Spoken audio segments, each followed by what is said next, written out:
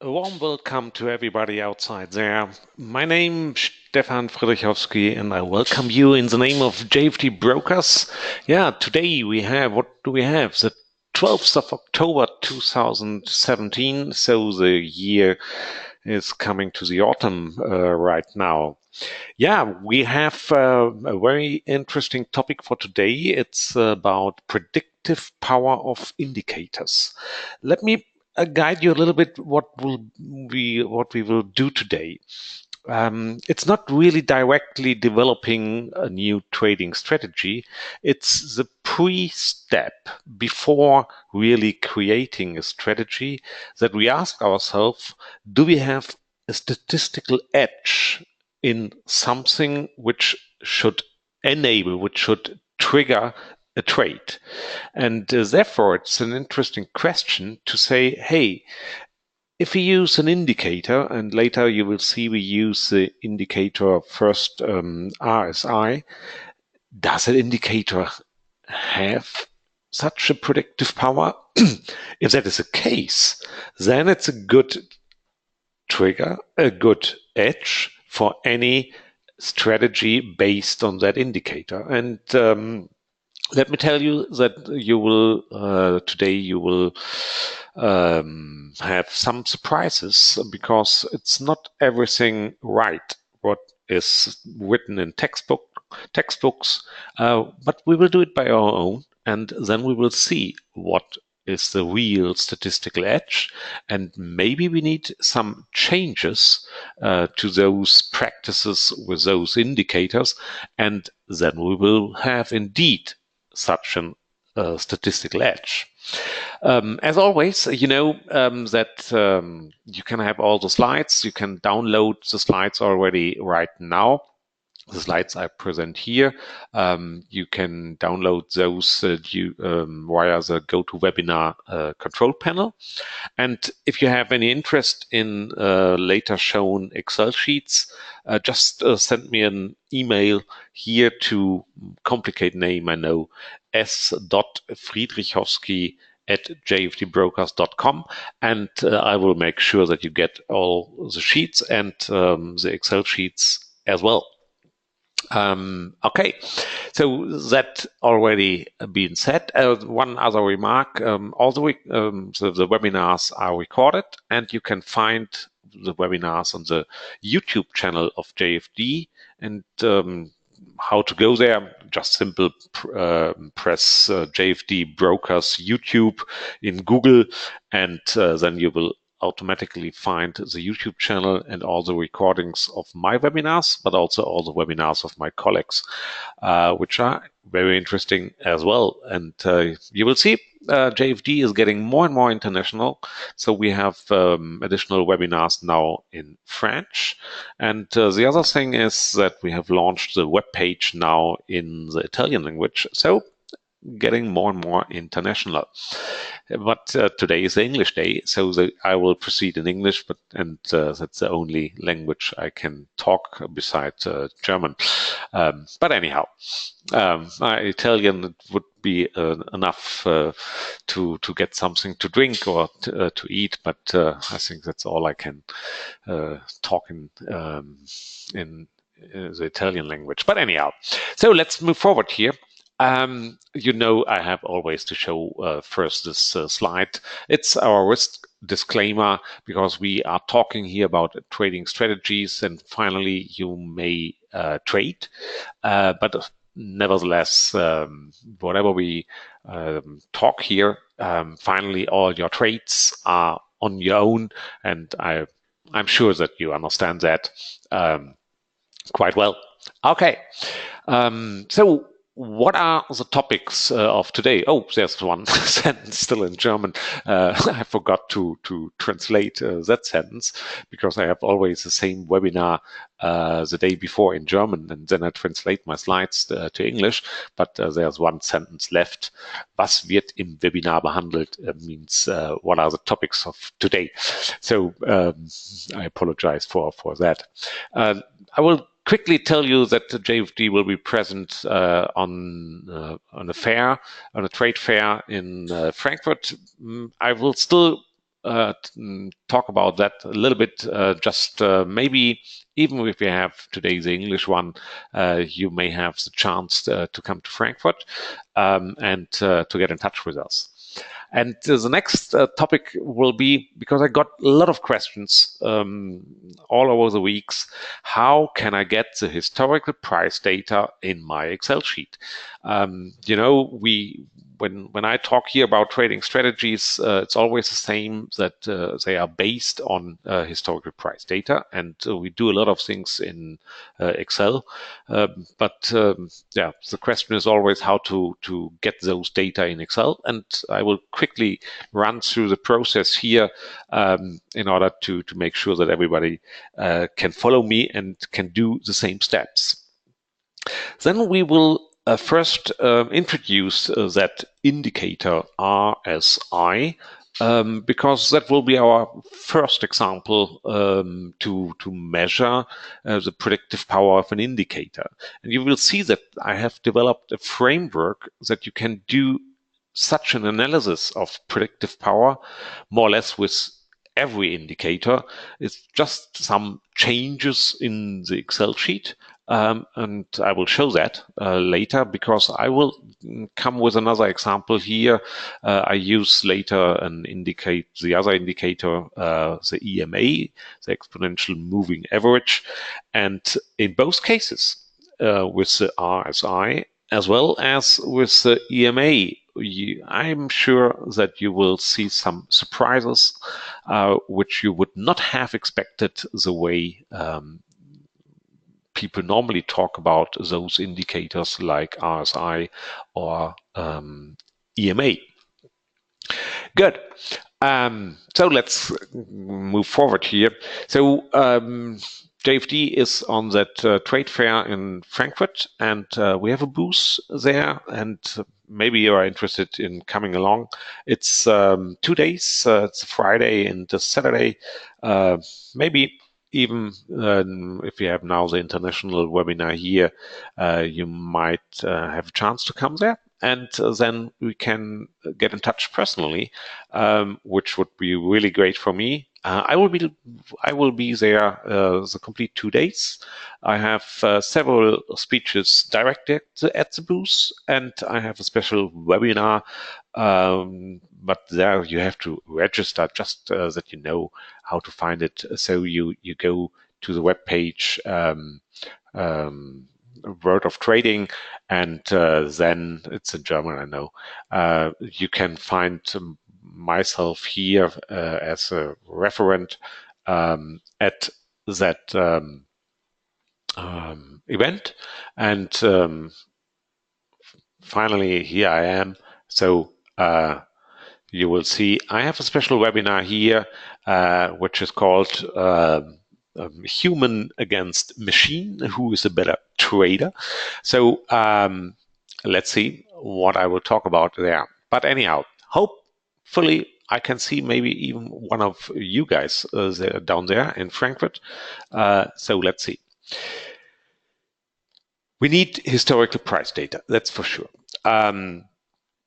And that is a slide I have presented a couple of weeks ago already in a previous webinar, which you all find on that JFD YouTube channel. And you see here my main sources for historical prices. That's Yahoo Finance, then a web page which is called Stock, which is a really strange spelling of that word, but it's a Polish website. And that's the one I will do an example here today. And then we have his data and Dukas copy. Dukas copy, there you can find nearly everything on an intraday base as well. So finally you have to select the time frame, time zone, and then you can download M1, M5, H1, and so on and so forth. You have to register once, but it's free, and I can tell you that you don't get any spam emails later. So that's so good about that. So, but nevertheless, we need those historical price data later, for example, in Excel. And how is that done? Let me really go through the process, because I think then that is the best that you can follow, and that you can do all those steps by your own. So I need a symbol. Let's go for British pound, Canadian dollar, for example. The reason is I will later use exactly those data. So, and then what we can do is we can go here for historical data. And now you see that you can select a time frame, or let's say a time period. Let me start at 2000. That's fair enough here. But you can see, you see already that you can go further down the road, and then you download the data, and yeah, that's all. So now data are downloaded. And let's first have a look of how those data look like, how they really look like. So therefore, I open such a file now here in a text editor, and you can see how the data are separated, how the data are structured. You see the date, open, high, low, close. And you see, and that's important, we have to know that later, that the so-called field separator is a comma, and that the numbers are with a point as the decimal separator. So that is an information we need later. And now we have two possibilities. So if you have visited already previous webinars of mine, then you know that I normally don't use the Microsoft Excel, use LibreOffice, which is an open source variant of that Excel. And then I have, for me, it's quite simple, because I only have to open that with LibreOffice. And then if you apply as an import filter exactly what is shown here, and especially if you choose the language French, Switzerland, then that's I know for sure, then everything is always right. And what I mean with always right is the interpretation of that point, and the interpretation of the date that needs to detect special numbers. And therefore, for me, it's always simple. I just press OK, and I have the data here within my Excel, which is the LibreOffice. But I know a lot of people use the standard Microsoft Excel, and unfortunately that one is now in Germany. But so what you have to do is you go first for data, and then you press import from text.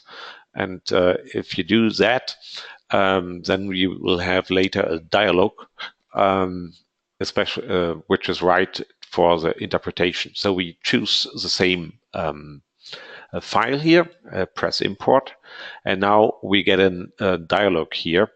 And even that is in German, but it will look exactly the same in an English one, or whatever language you prefer.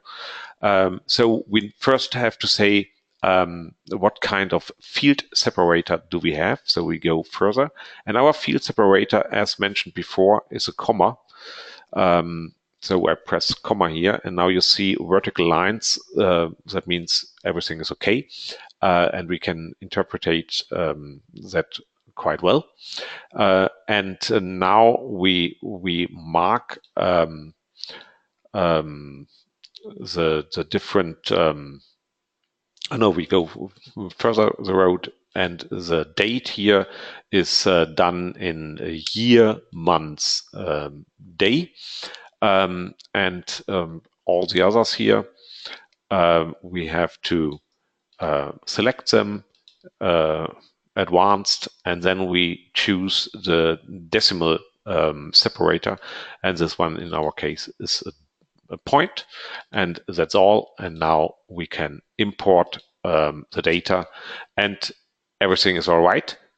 Everything is shown correctly because every number is at the right end of a cell, and that means we have imported the data absolutely correctly. So that's good, and that's the way you always can do that import process.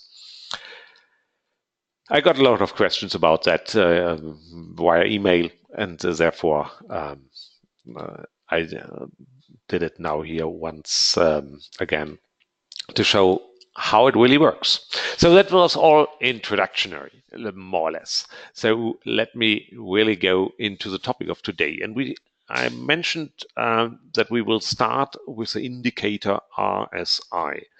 So the first thing we have to know is, what is the definition of that indicator? You might know that indicator from your MT4 or whatever trade platform you have, and normally you just apply that indicator. But since we want to measure the predictive power of that indicator, we have to create um, that indicator in Excel as well. And in Excel, there's no standard formula for calculating an RSI. So we have to do it by our own. That means we have to look how is the real definition of that indicator. But first of all, it's just a name, relative strengths index. And I will jump to that website here in a minute, and I go even for the German one because in the English Wikipedia article, the formula is not that well shown. So in that case, I now go for the German one. Normally, always the English one are better, but in this case, it's the German one. Anyhow, so the indicator RSI has typically two parameters, and the two parameters are a period, like an EMA or an ATR. That indicator has a period. That means how far do we go back into the history, into the past, and that is just a number like 14 or 20, and that reflects the number of candles we go back into the past. Then there's another parameter, which is a threshold. Sometimes it's even, you can have a threshold on the upper limit and a threshold on the lower limit. I will show in MT4 in a minute, but that is a threshold. I only use 2 because I go for a symmetric parameter of that threshold. What is the meaning in general of that indicator? In every textbook about trading, you will find words like that indicator is illustrating overbought and oversold regions. So when that indicator has high numbers, which is typically the case when the price moves up strongly, then that indicator comes to some extreme values on the upper end, and that region is called overbought. And just the opposite, if that indicator goes extremely to the south, then that region is named oversold. And from a trading perspective, it's like, okay, if we have high numbers, if we are in that overbought region, then we would simply open a short trade because it's overbought. And on the other hand, on the other side, oversold, then we would open a long trade because the price should come back to its normal price level.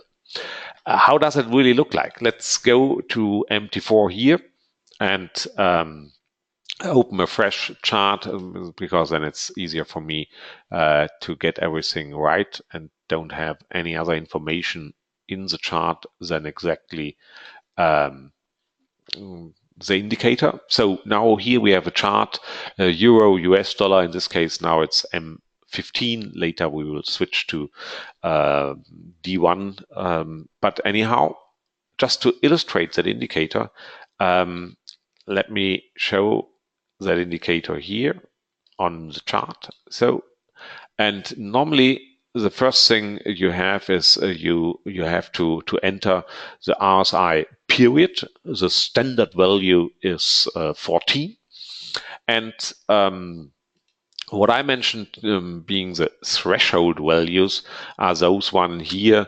You can enter numbers like 30 or 70 or any other any other number. I use those values always symmetric, meaning those two numbers should add up to exactly 100. So press OK, and then we have the indicator here. And you see we have a blue line, which is the RSI value, and we have two horizontal lines, one at 70 and one at 30. If I would have changed those numbers, then we would get other numbers here. And now we can just go through the chart and see and have a look of the normal standard interpretation of the RSI. And you see now, if I'm here, you see down at the RSI, we hit that extreme level of 70 here at that point. And you see what the price is doing exactly after that. It goes south.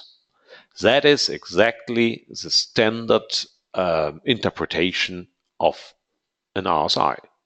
And you see other examples, like, for example, here, everything is all right. We have hit that extreme level, and later price went down to the south. Also here, everything is all right. Extreme level up to the south. So it looks like the indicator is a perfect prediction of what comes next in the future. And we just should apply those rules, like when it comes to an extreme, we open a long or a short trade, depending on what extreme we have entered. But now you see, it's like always, when people use indicators in webinars, they just look exactly for the good cases. Let me be a little bit more precise on the first one here, on that one. It's not that good as I quickly went through the chart, because we have already hit that extreme level of 70 already here. So we would have opened our short trade already at that level. If we simply use, or if we apply that standard rules of RSI, absolutely strict, then we would have opened our short trade already earlier. And then first the price went up.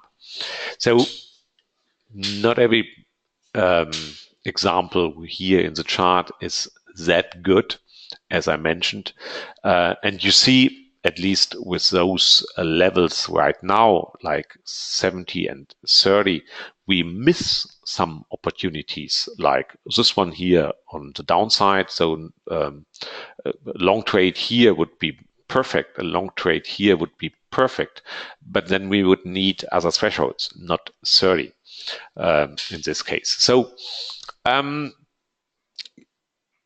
we see our task.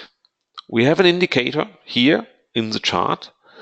And now we have simply the question, is that indicator really helping us in entering trades? Yes or no?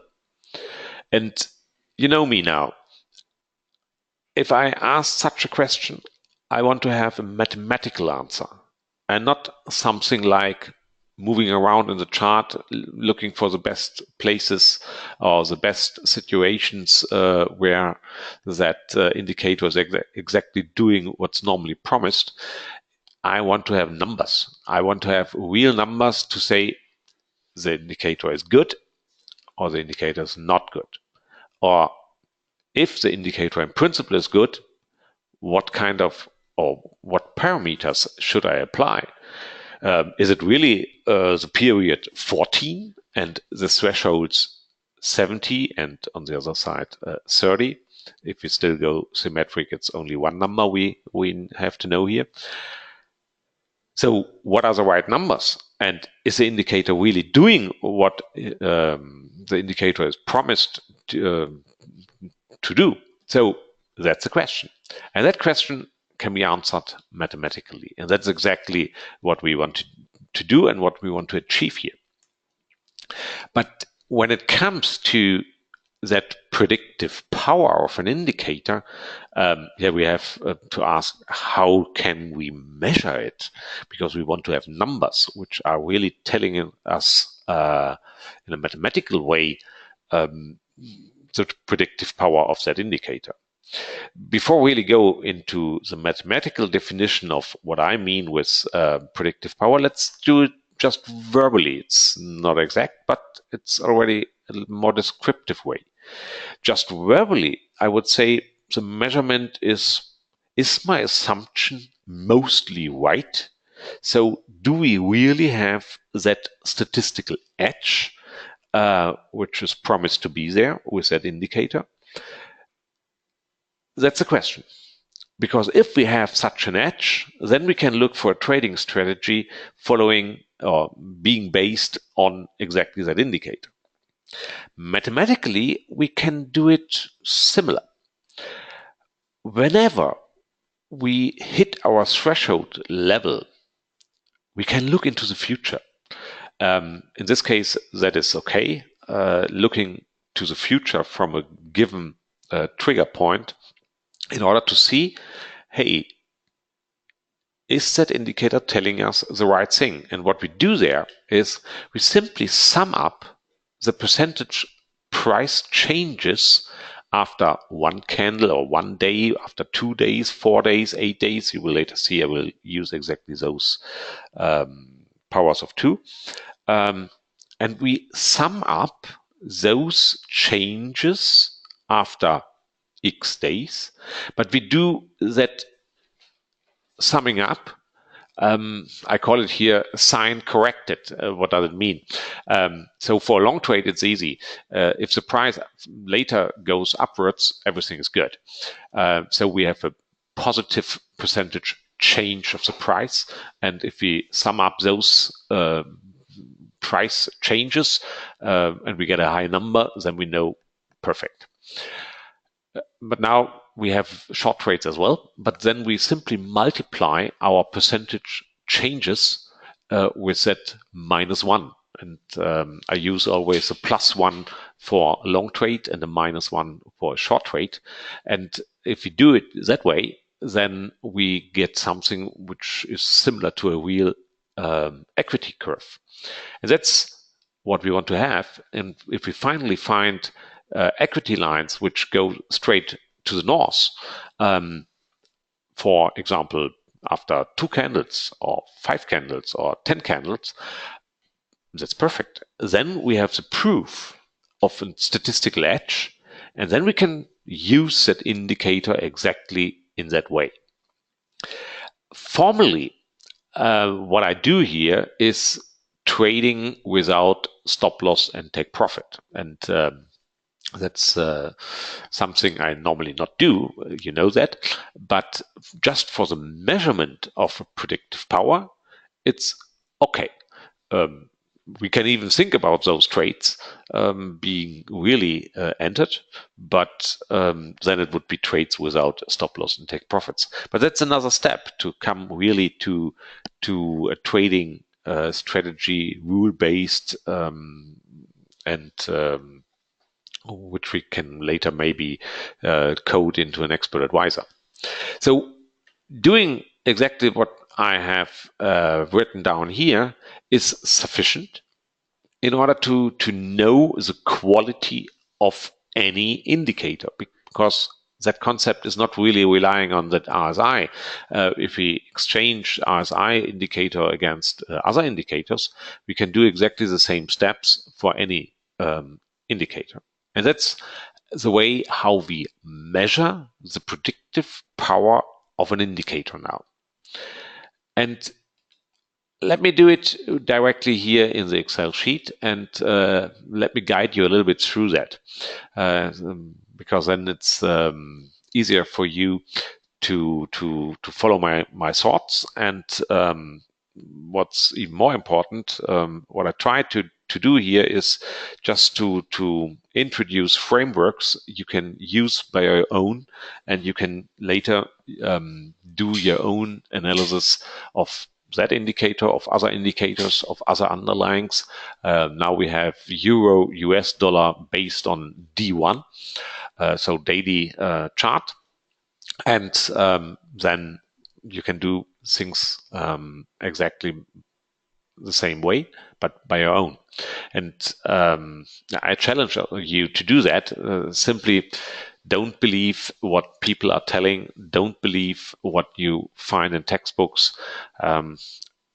You should prove it by your own, because that's the best thing to come to your own trading strategies. So I know everybody is already looking to the chart here. The chart is indeed the RSI indicator here now with a period 8. And in blue, we have the price of the euro US dollar for the last 17 years.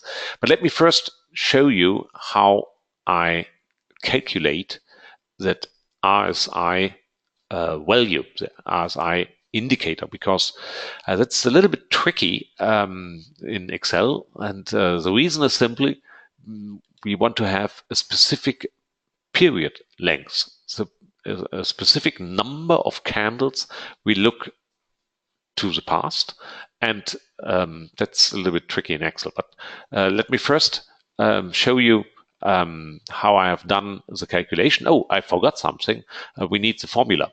The formula for RSI is quite simple. So here, what we have to do is we have to sum up all the long candles. So that's the upwards candles.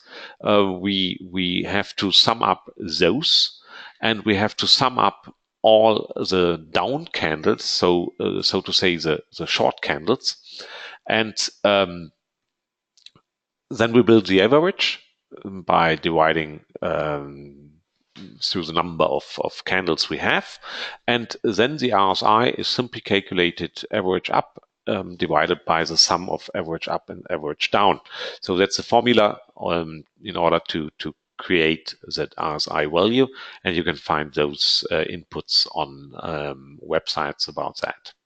So that means within our Excel sheet, we have first to find, do we have an up candle? And up means, in this case, from close to close. So you see I compare in this cell here that value with the previous close value, and if that is positive, then I simply get the difference here. And I do the same for down candles. So now it's vice versa here, and the difference is created vice versa as well. So that is creating ups and downs and having zeros if it's an up candle on the downside, and so forth. And now the tricky part comes, and I jump down here in order to have a little bit more room, a little bit more space here. And now the tricky part in Excel is that we need the average up. So what we normally would code here is we would say average of those 8 cells. That's what we normally would do. Just average, bracket, and then marking this one here. But now the problem comes. Later, we want to change the RSI period from 8 to 10, whatever. That would mean we have to really change always the formula here. And it's something I don't like. And the trick here is that we have 2 additional columns here in front. And that column, the first one, is simply counting our rows. There you see 210, and that is a 210 row here. And now the next cell to the right is simply -8 plus 1. So that we have here all, we know that we have to create the average between the cells 203 and 210. So you see, if I change that one here to 10, then it changes the numbers here as well. And now the tricky part is that we use that Excel command indirect. That's a tricky one because now we can get exactly. You see, we have the command average, the formula average, and normally that is done from to, and you see how that works with that indirect, which is quite tricky, but it works perfect because now we get that average exactly for those number of cells we want to have. And that's the way how I calculate the average up and the average down. And finally, I get here the RSI indicator. Yeah, and now it's quite simple. We apply those rules we know from textbook, which means, so if we have here a threshold, the threshold here in this case is 75, and if we are above that threshold, we would like to know or what would happen to a long trade, and if we are below the other threshold, that's in this case 25. So, those two numbers should always add up to 100. Then we want to have the development of a short trade.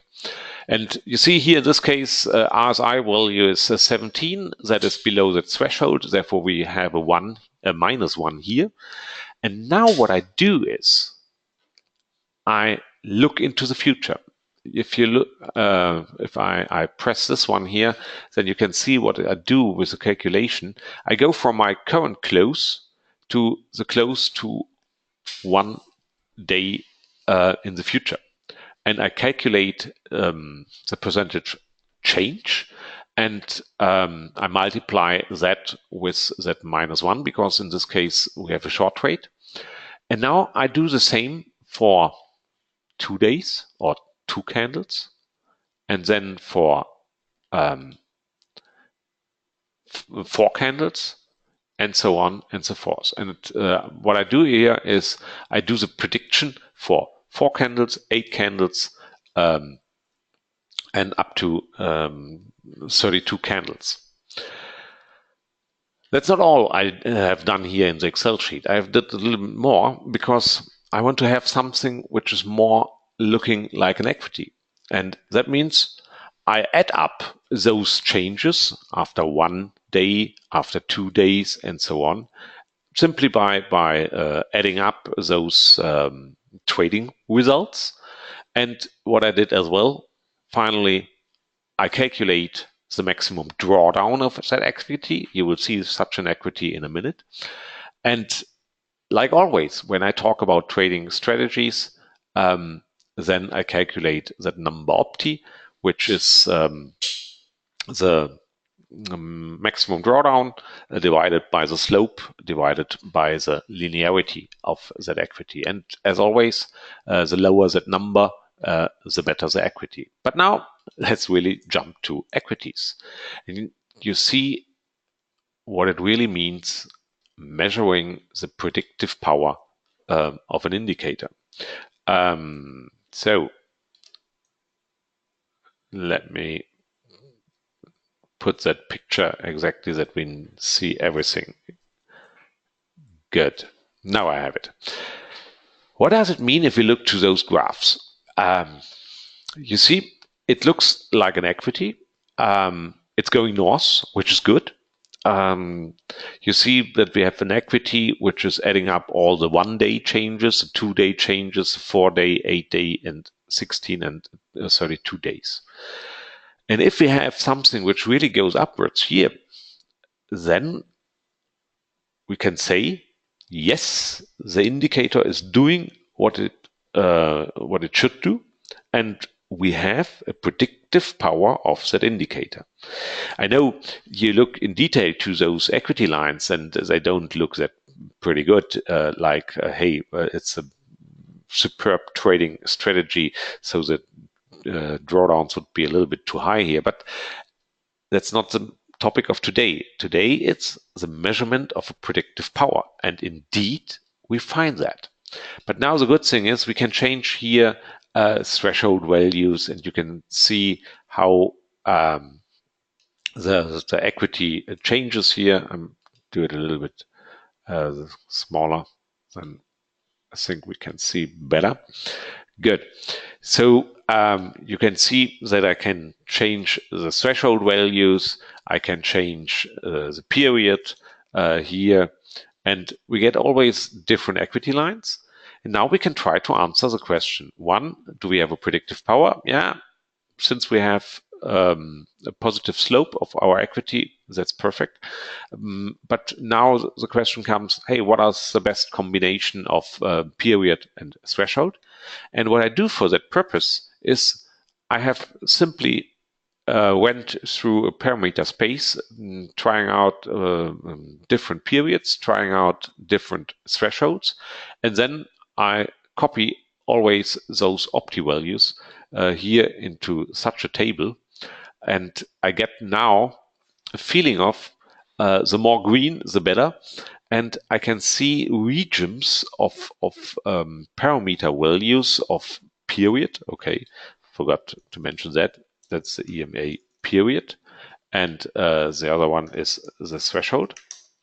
And you see, I have simply went through this parameter space from threshold 50, threshold 55, and so on and so forth. And then EMA period just in powers of 2, 2, 4, 8, and so on. And what I can find is, okay, for 874, I have quite good values. Honestly, I have the best values for EMA period 16 and threshold 90. So that's the lowest opti I have here within the table, but it's only 10 trades. So that's not anymore a good statistics. So 874, 75, that's a good combination. Let me put that here, 8 and 75. So that's a good parameter choice here.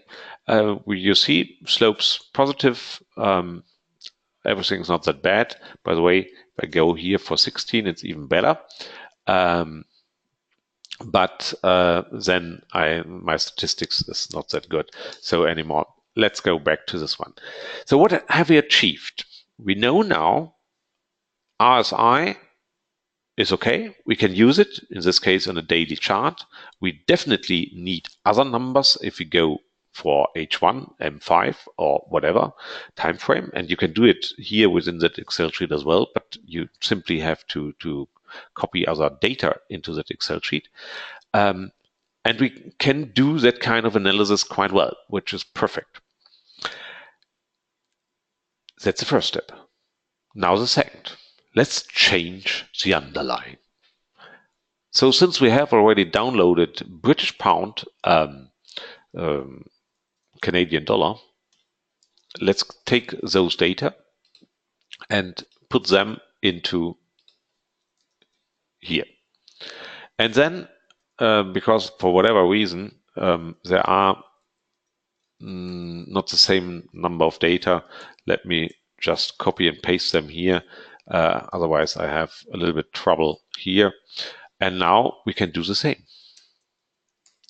We can do the same and look for the equity. Sorry. So now we have it. Okay, that's our equities. In this case, it looks a little bit strange. Same parameters, 874. And let me try a little bit other numbers, a threshold a little bit more down the road. Maybe RSI period this one, RSI period higher. Maybe threshold, I don't know. Let's go here for 80, but now we need smaller periods. And what you see quite often here is that the numbers went down. Maybe let me find maybe a better example. I'm not sure where it is. So now going south again.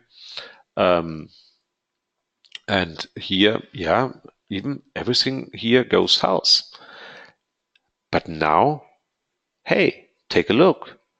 If those go south, that's a chance. That's not a mistake. It's a chance. And the chance is now we have to reverse the interpretation of the RSI. Well, normally we go long when we are above the threshold. When we are above that upper threshold, then we go short. Hey, let's go long then. So if we are in that overbought parameter space, then let's go long and not short. I have prepared that a little bit more. And that is British pound, Canadian dollar, once again.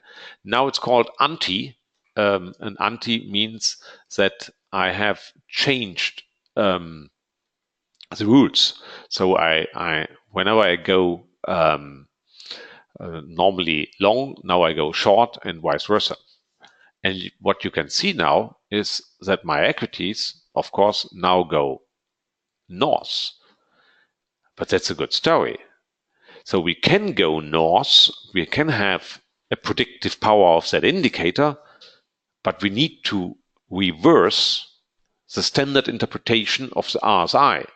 If we are in that overbought region, then we buy and not sell. Same vice versa. If we are in that oversold region, now we sell and not buy. That's interesting. Same indicator, just another underlying, and we have to reverse the interpretation of that indicator. That's interesting. I've done the same here, looking for best parameter sets, and you have them already on the previous slide here. Now, if we go a little bit up here with the RSI period, like 64, so the equity lines here become even better, but you see once again, it's not that a good statistics. It's still a little bit more than 200 trades. It is about once a month, one trade for that 17 years. But you see, it's rather stepwise what we are doing here. So therefore, I go a little bit, I think this one here is a better combination.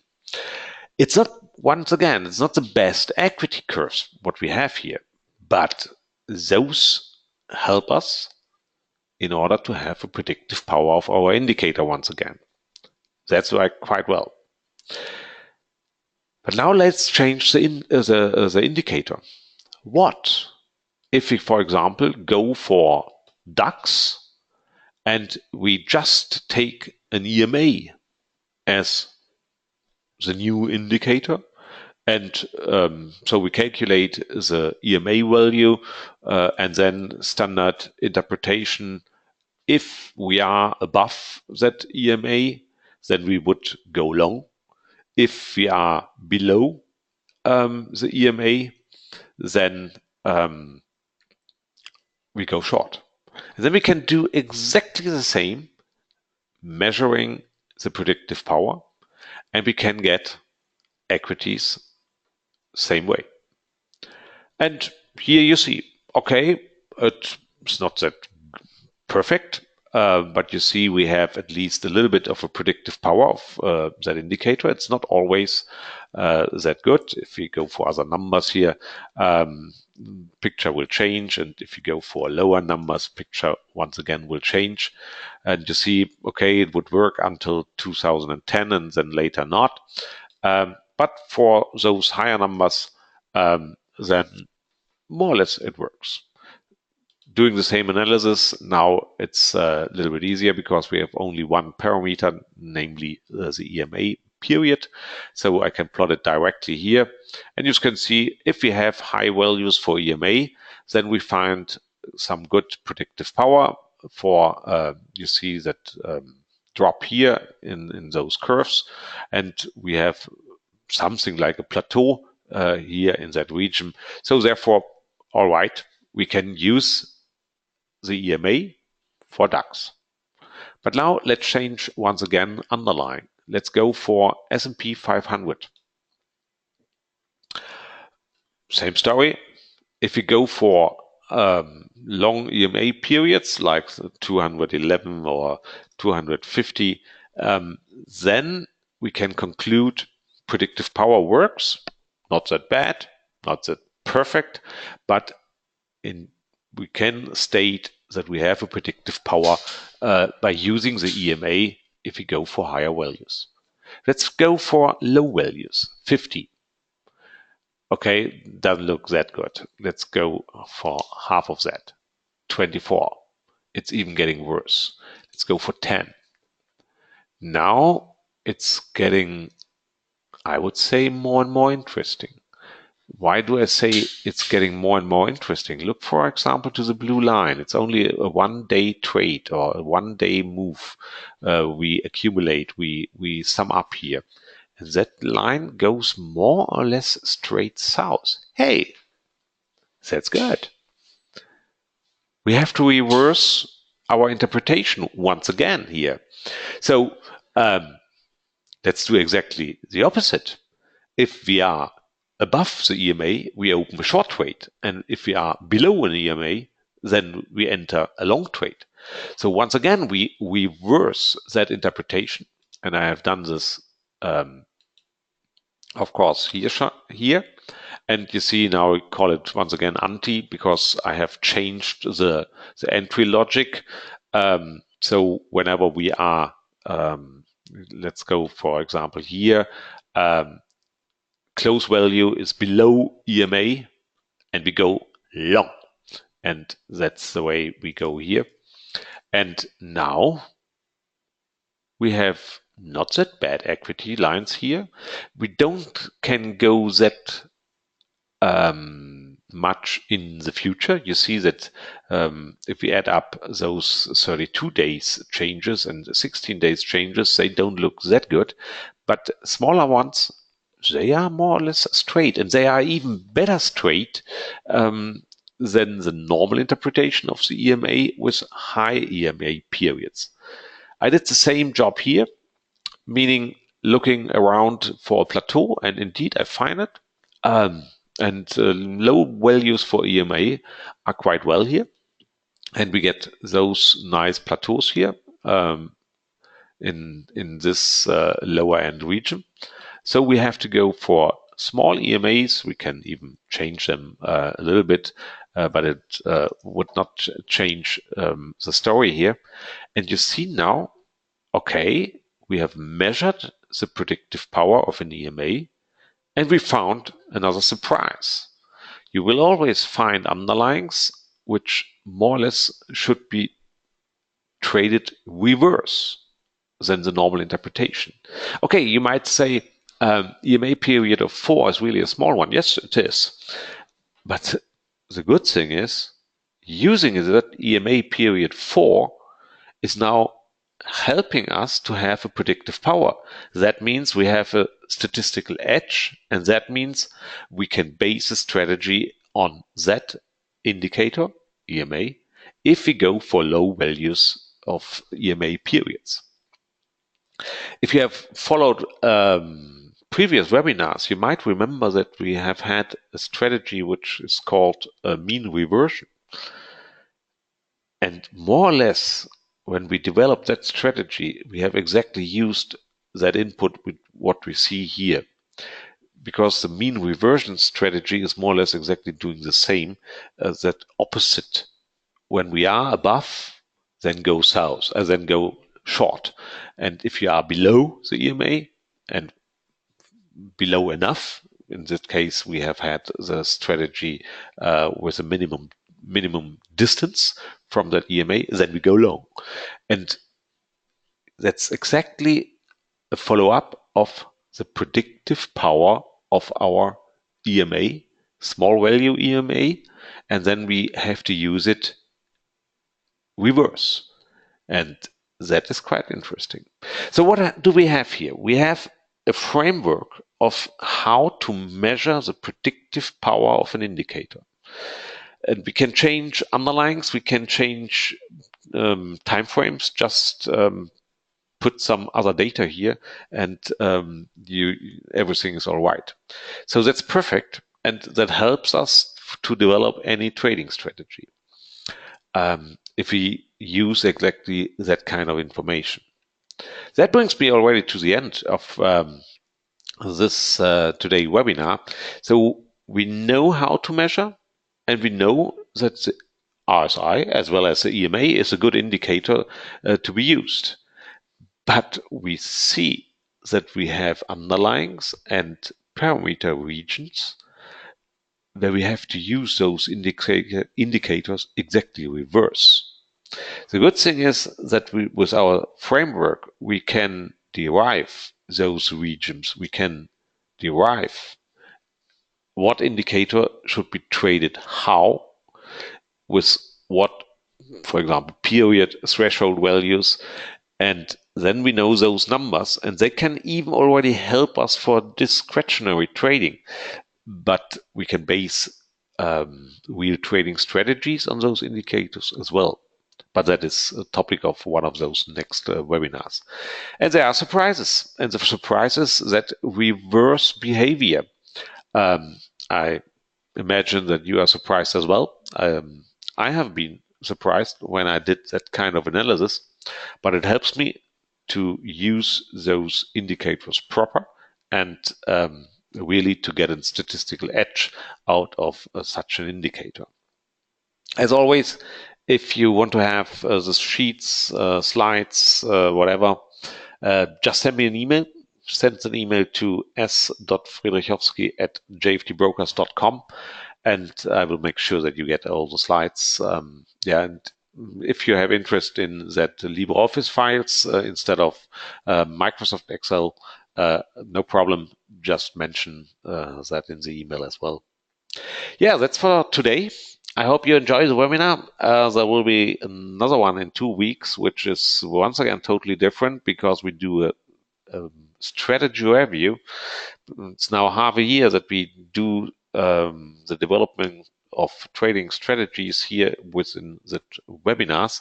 So it's time to have a review how the strategies are running, which one is good, which one is bad, and see actual results in real accounts.